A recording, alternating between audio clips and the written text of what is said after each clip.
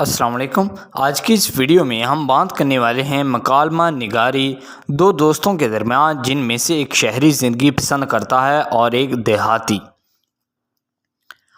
علی ایک اسکول کا طالب علم جو شہر میں رہنے سے لطف اندوز ہوتا ہے، اور سیکنڈ فرینڈ ہے ریان، ایک اسکول کا طالب علم جو گاؤں کی زندگی کی سادگی کو ترجیح دیتا ہے۔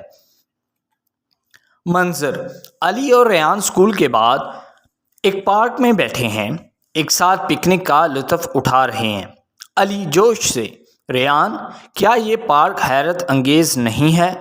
مجھے صرف شہر کی زندگی پسند ہے، ہمیشہ کچھ نہ کچھ ہوتا رہتا ہے اور دریافت کرنے کے لیے بہت ساری جگہیں۔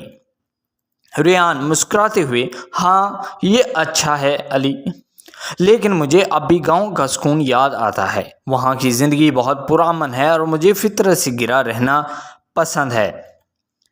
علی متجسس: پرامن، لیکن کیا آپ گاؤں میں بور نہیں ہوتے؟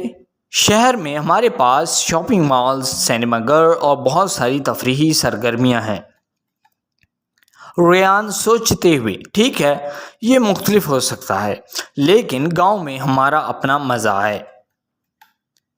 ہم کھیتوں میں کھیل سکتے ہیں، قریبی ندی میں مچھلیاں پکڑ سکتے ہیں، یا دوستوں کے ساتھ تاروں بھرے آسمان کے نیچے بیٹھ کر کہانیاں سنا سکتے ہیں۔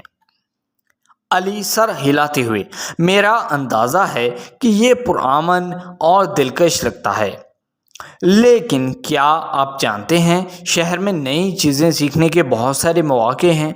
مجھے عجائب گھروں کا دورہ کرنا پسند ہے۔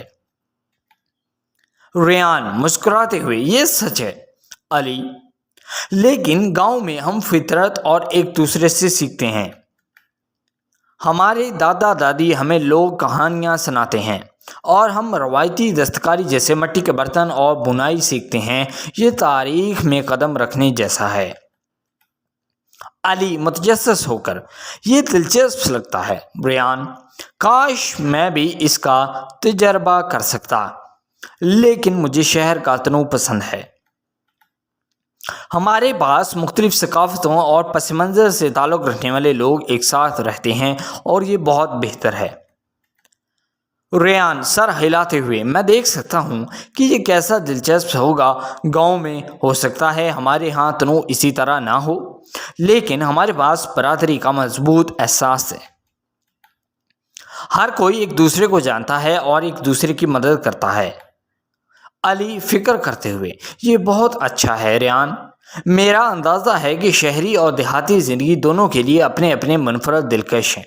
ایسا لگتا ہے کہ ہمیں اپنے ہی ملک میں مختلف جہانوں کا تجربہ ہوتا ہے۔ ریان اتفاق کرتا ہے: بالکل، اور تم جانتے ہو علی، یہ ایک دوسرے سے بہتر ہونے کے بارے میں نہیں ہے، یہ اس چیز کو تلاش کرنے کے بارے میں ہے جو ہمیں خوش کرتی ہے اور ہمیں اپنے ارد گرد کی خوبصورتی کی تعریف کرتی ہے۔ علی مسکراتے ہوئے: تم ٹھیک کہتے ہو ریان، ہم ایک دوسرے کے تجربات سے بہت کچھ سیکھ سکتے ہیں۔